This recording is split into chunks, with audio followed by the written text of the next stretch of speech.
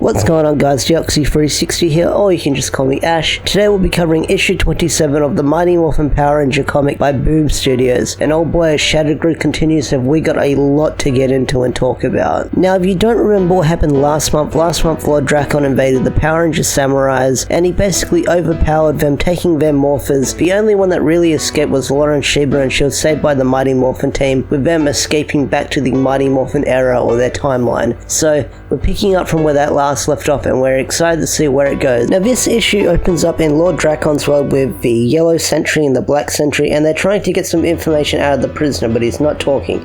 And then a red sentry comes up, because the red sentry is the higher ranking sentry out of all of them, because Red Ranger's the leader, stuff like that.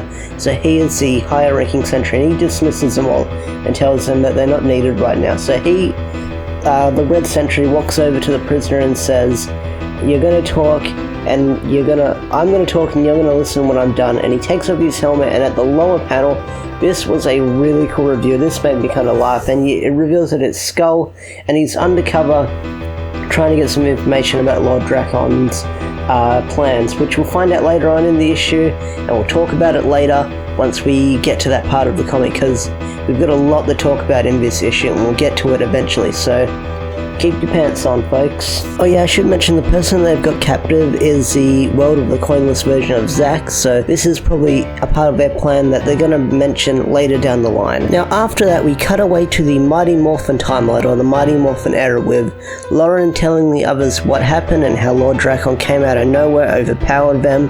They defeated my friends, they defeated the Rangers so easily, and we got blasted by that thing. It was a painful experience.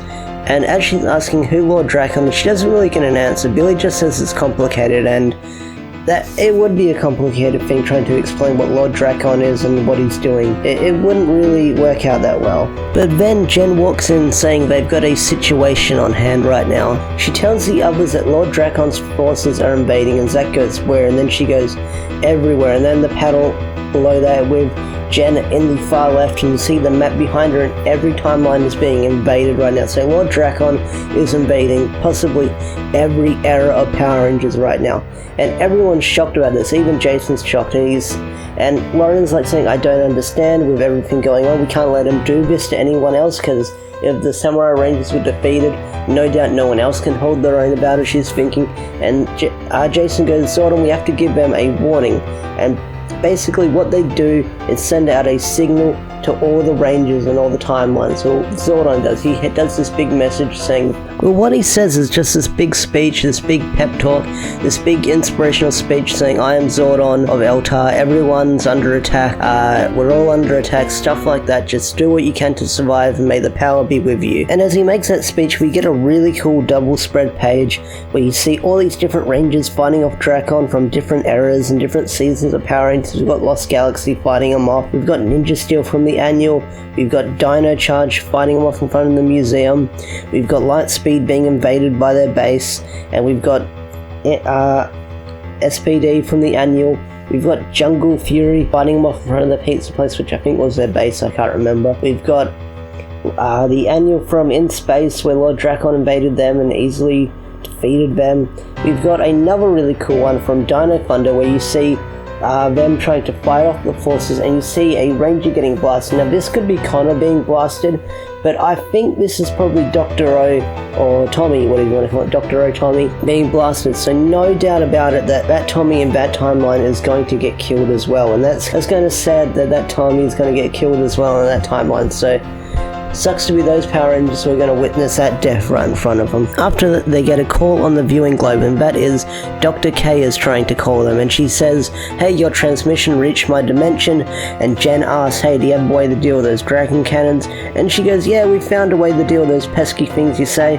My Ranger operator, Siri Green, was able to recover one of them, so she pulled it apart and did some reverse engineering, and she found a way to counteract the reaction, or the biofield science stuff.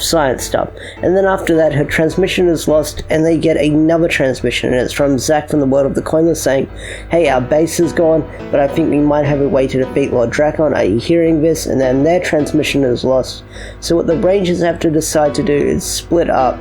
So what they do is Jason and Lauren are going to go to the RPM dimension, Coinless, I believe it's called. And then I think it's Trini, Zach, and Billy. They're going to go to the world of the Coinless, and Jen and Kimberly, I believe, are going to go to wherever they're going, to another dimension to help out other rangers. After that, it then cuts to Lord Drakkon in the world of the Coinless, and this is a really cool drawing that the artist does, where he's just like slouching on his throne. He's like sitting laid back. He's just looking at the red Zeo crystal, and he's just staring at it with this bored look on his face.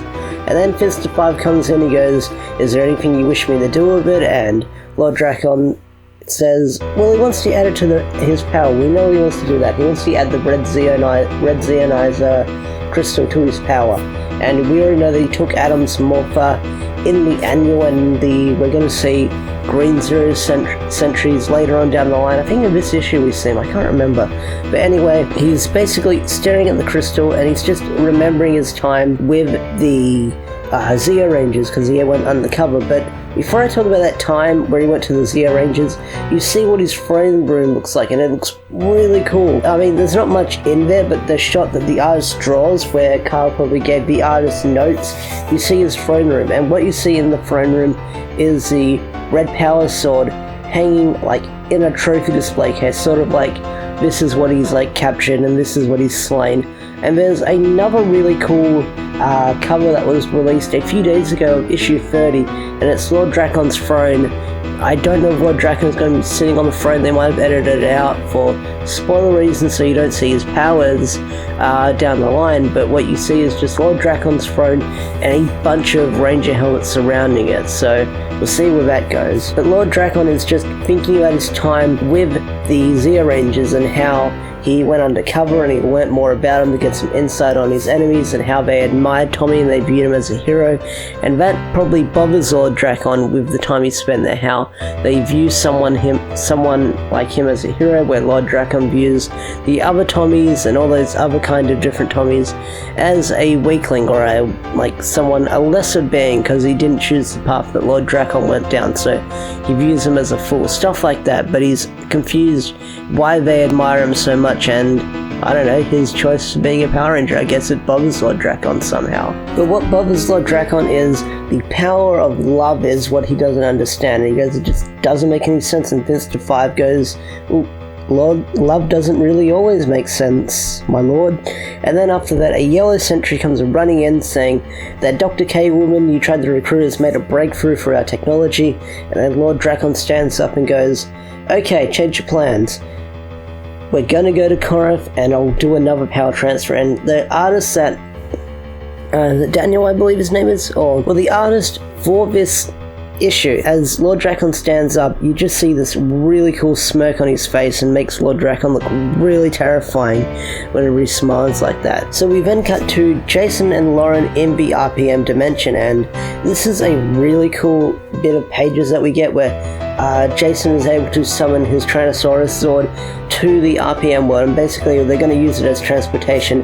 And Lauren does have this really cool line, as she always did want to ride a dinosaur, which is a fun line. I love how Kyle is writing this character, and Kyle has said that he is a fan of Lauren. He just says that character was underused in Samurai, and he wants to just expand on that character in his comics. So it's cool that Kyle is just adding to that character and giving her some more personality that we never got to see her in the show.